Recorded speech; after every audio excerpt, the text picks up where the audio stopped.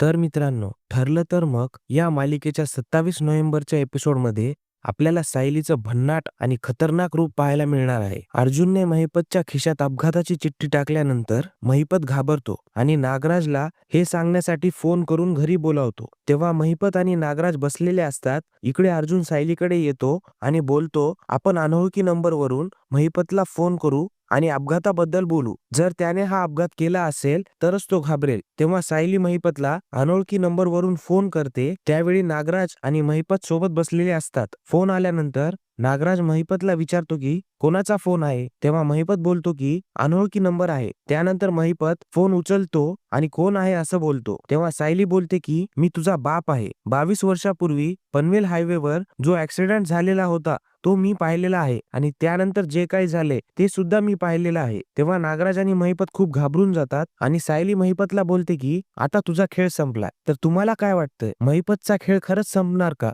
हे कमेंट बॉक्समध्ये नक्की सांगा. धन्यवाद.